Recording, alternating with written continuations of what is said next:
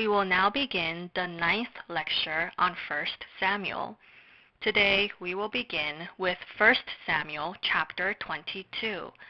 The title is David Asks the King of Moab to Look After His Parents. Let's look at the main points.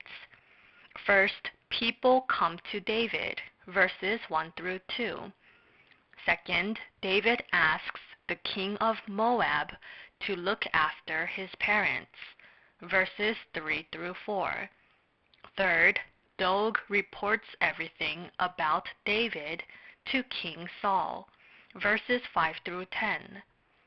Fourth, King Saul kills the priests and the people and animals of Nob, verses 11 through 19. Fifth, Abiathar flees to David, verses 20 through 23. Read verses 1 through 2. David left Gath and escaped to the cave of Adullam. When his brothers and his father's household heard about it, they went down to him there, all those who were in distress or in debt or discontented gathered around him, and he became their leader. About 400 men were with him.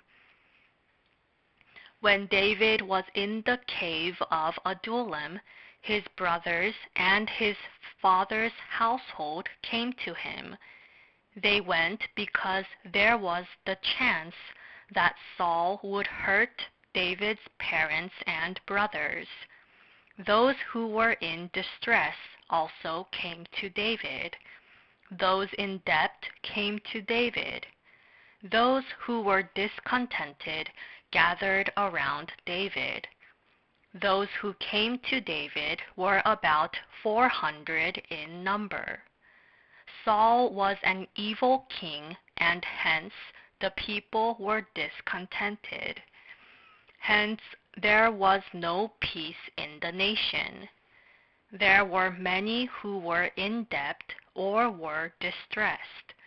Many of them then came to David and found comfort, peace, and protection. Verse 3. From there David went to Mizpah in Moab and said to the king of Moab, "Would you let my father and mother come and stay with you until I learn what God will do for me?" David asked the king of Moab to look after his parents. David was not able to take care of his parents because he was fleeing from Saul. David had great love for his parents. Thus, David fulfilled his responsibilities to his parents even as he fled and faced danger. Ephesians chapter 6, verses 1 through 3. Verse 5. But the prophet Gad said to David, "Do not stay in the stronghold. Go into the land of Judah." So David left and went to the forest of Hereth. The prophet Gad told David to go into the land of Judah.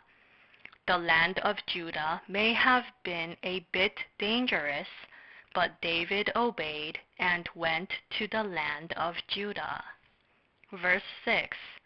Now Saul heard that David and his men had been discovered, and Saul, spear in hand, was seated under the tamarisk tree on the hill at Gibeah, with all his officials standing around him. Saul heard that David and his men had been discovered. Saul was on the hill at Gibeah. Saul sat under the tamarisk tree with his spear in his hand. Then Saul asked his men, "Where is the son of Jesse? Why won't anyone report him to me?" Verse 9. But Dog the Edomite, who was standing with Saul's officials, said, I saw the son of Jesse come to Ahimelech, son of Ahitub, at Nob. Dog the Edomite then reported David to Saul. He said that he saw David meet Ahimelech, son of Ahitub, at Nob. Dog also told Saul that Ahimelech the priest gave David food to eat and gave him Goliath's sword as well. King Saul then sent for Ahimelech the priest and his family. Verse 13. Saul said to him, Why have you conspired against me, you and the son of Jesse, giving him bread and a sword, and inquiring of God for him, so that he has rebelled against me, and lies in wait for me, as he does today? Saul questioned Ahimelech. He said, Why have you conspired against me with David? Why did you give him bread and a sword? Why have you conspired to kill me? Verse 14.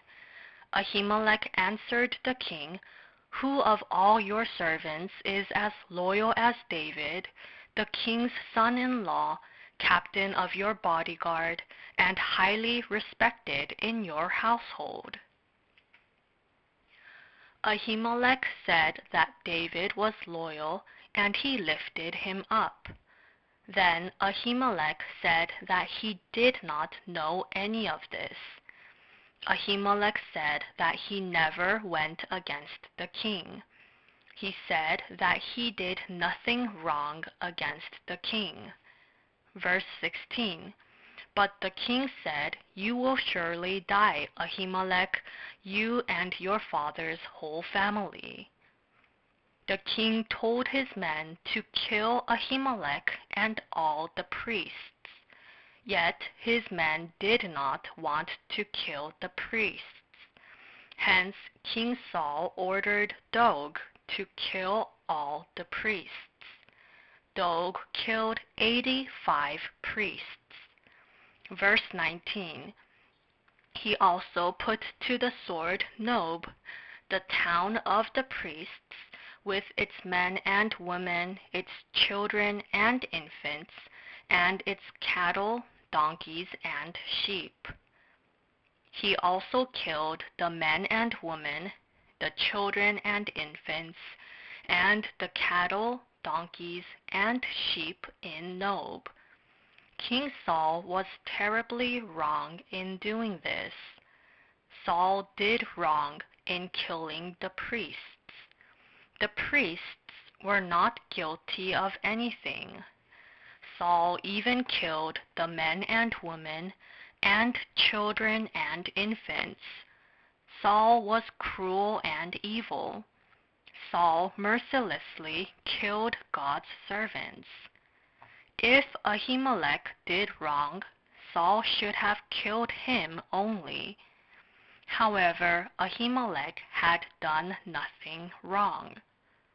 Still, Saul killed not only Ahimelech, but all the people in Nob as well. Ahimelech knew that David was a loyal servant. Ahimelech thought that David was carrying out the king's commands. That is why he gave David bread to eat. This was a good deed. Ahimelech the priest and his family were killed for doing good. Verse 20. But Ahiathar, son of Ahimelech, son of Ahitub, escaped and fled to join David. A son of Ahimelech escaped. His name was Abiathar. Abiathar fled to join David. Verse 23. Stay with me, don't be afraid. The man who is seeking your life is seeking mine also. You will be safe with me." David spoke to Abiathar, "Stay with me, don't be afraid. You will be safe with me." David comforted and protected Abiathar. We will continue with 1 Samuel chapter 23. The title is David Escapes from Danger. Let's look at the main points. First, David saves Keilah, verses 1 through 5. Second, David leaves Keilah, verses 6 through 14. Third, Jonathan visits David for the last time, verses 15 through 18. Fourth, the people of Ziph report David, verses 19 through 20. Fifth, Saul tells his men to track down David and report to him, verses 21 through 23. Sixth, God allows David to avoid danger, verses 24 through 29. Read verses 1 through 2. When David was told, "Look, the Philistines are fighting against Keilah and are looting the threshing floors," he inquired of the Lord, saying, "Shall I go and attack these Philistines?" The Lord answered him, "Go attack the Philistines and save Keilah." The Philistines attacked Keilah. Keilah was located in the land of Judah. Joshua chapter 15 verse 44. David then asked God, "Shall I go and attack these Philistines? Should I go save Keilah?" In verse 4, God said, "I am going to give the Philistines into your hand." Verse 5. So David and his men went to Keilah, fought the Philistines, and carried off their livestock. He inflicted heavy losses on the Philistines and saved the people of Keilah. David saved the people of Keilah. David fought and defeated the Philistines. David was currently fleeing from King Saul. Still, David fought against the Philistines and saved Keilah, which shows that he had great faith. David obeyed God's command for God's kingdom. David saved Keilah.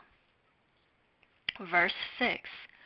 Now Abiathar, son of Ahimelech, had brought the ephod down with him when he fled to David at Keilah.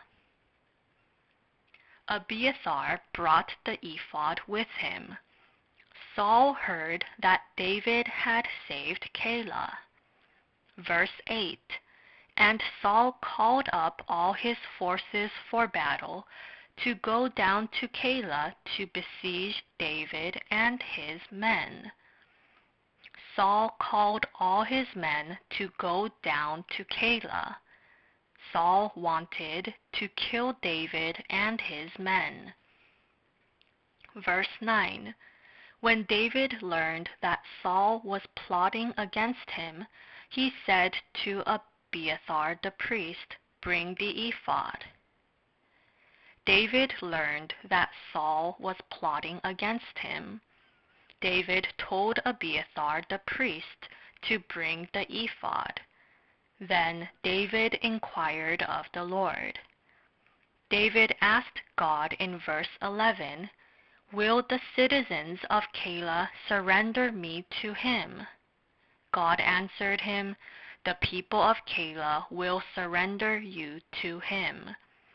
David then had no choice but to take his men, about 600 in number, and leave Keilah. David ran away to the desert of Ziph. the people of Keilah betrayed David's grace for them.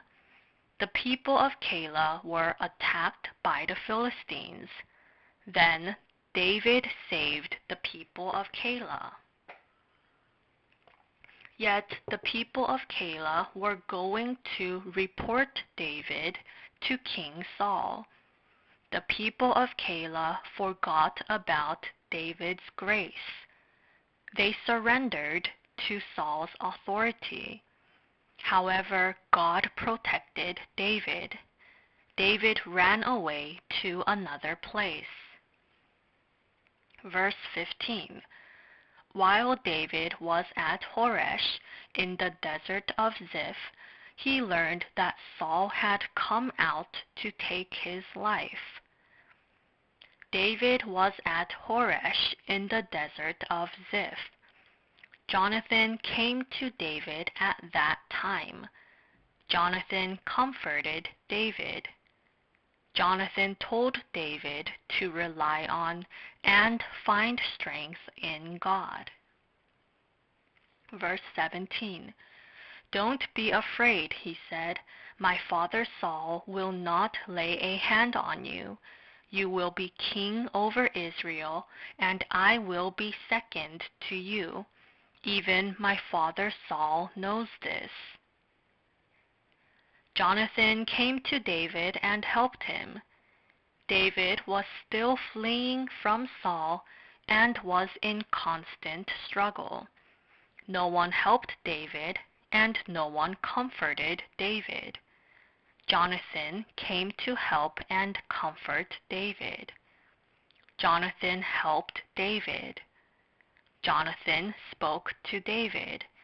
You will be king over Israel, and I will be second to you. If King Saul were to die, Jonathan was to succeed him as king. However, Jonathan gave his rights to David. Jonathan believed that it was God's will for David to become king for the advancement of God's kingdom. Jonathan believed that Israel would thrive if David became king, not him. Jonathan knew very well of his own capabilities. Jonathan also knew very well of David's capabilities. There are some people who do not think of their own capabilities, but only try to reach a higher status. We must think of God's entire church. We must not only think of ourselves, but think of all of Israel. We must use our faith for the welfare of the church. Jonathan encouraged David. Jonathan was faithful in doing God's work. Verse 19. The Ziphites went up to Saul at Gibeah and said, Is not David hiding among us in the strongholds at Horesh, on the hill of Hakilah, south of Jeshimon? David hid on the hill of Hakilah.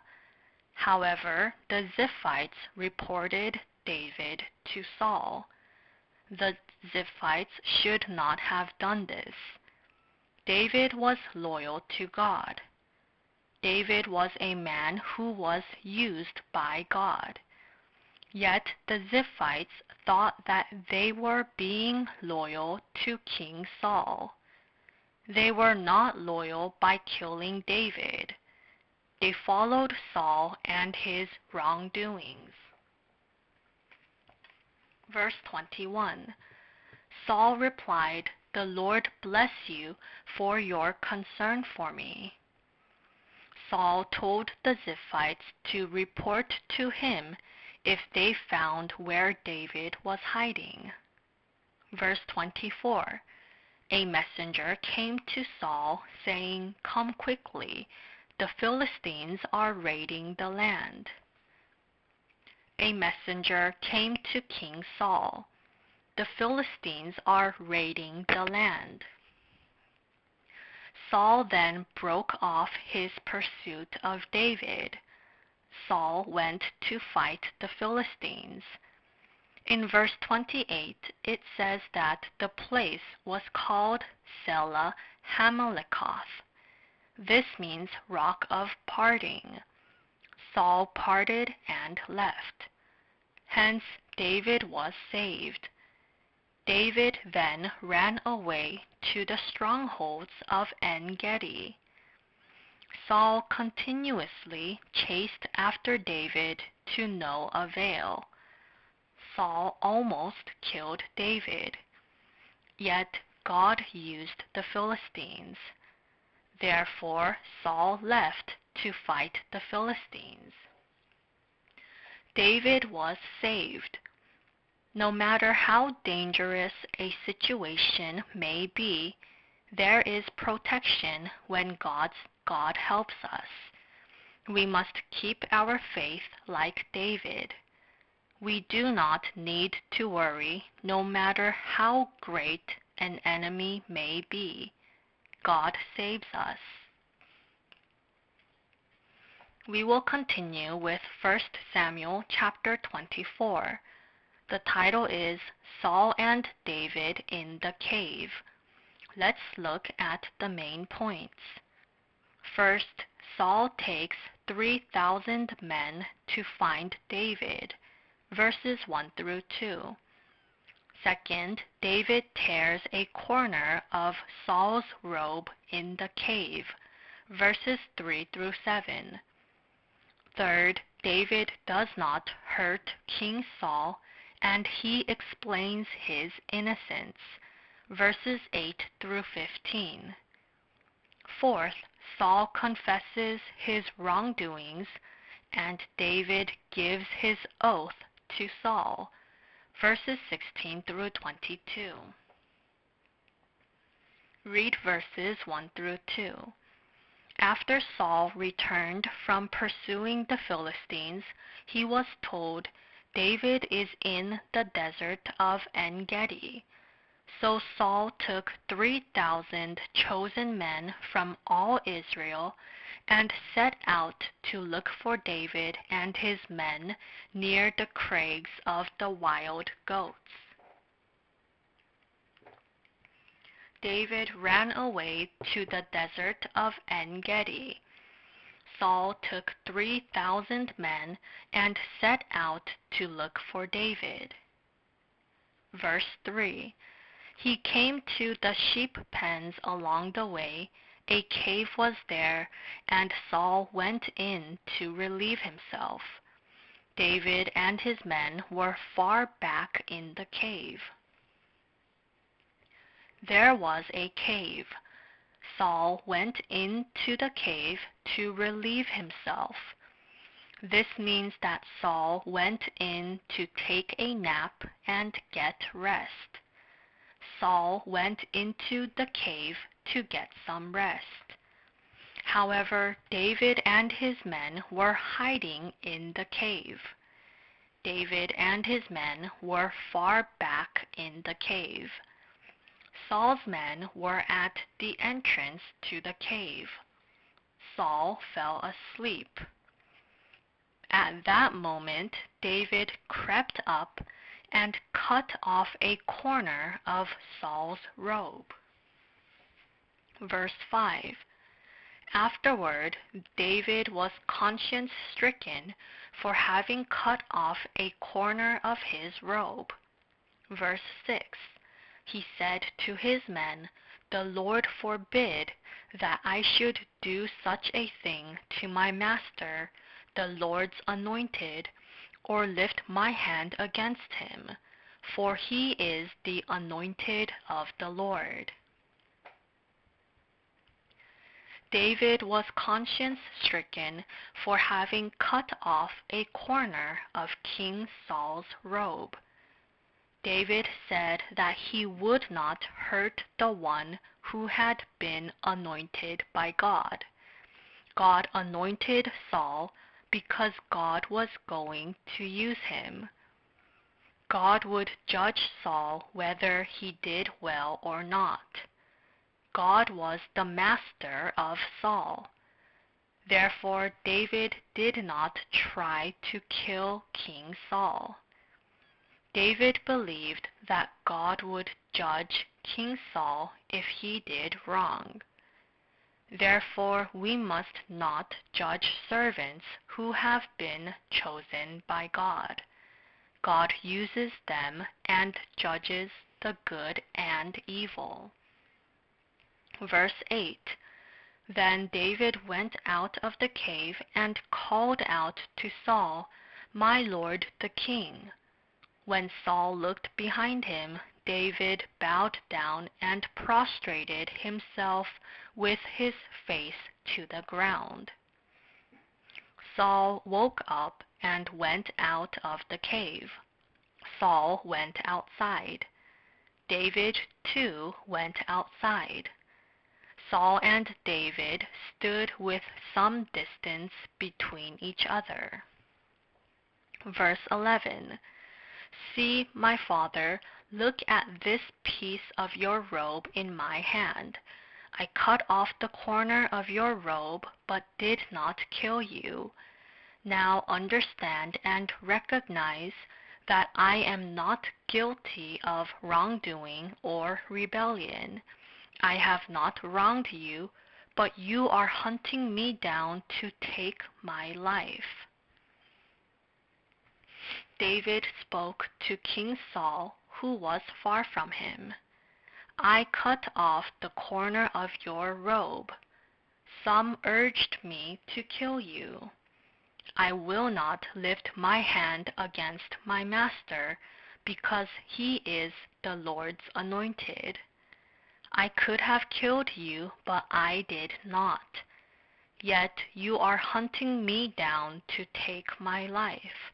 I have not wronged you." Verse 12.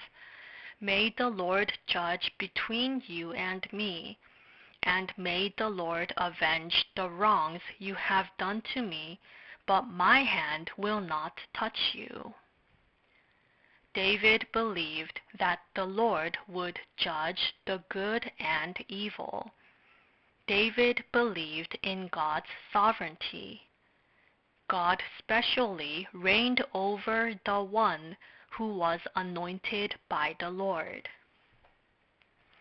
The anointed one would be blessed if he obeyed God. However, if the anointed one disobeyed God's will and sinned, he would receive judgment before God. We must believe in God's sovereignty. We must acknowledge that God appointed his servants. David entrusted everything to God's will. David did not act any way he wanted to. David only did good. David also left everything in God's hands. David remained a servant even when King Saul tried to kill him. David respected King Saul. David also respected Saul as his father-in-law. This was David's faith.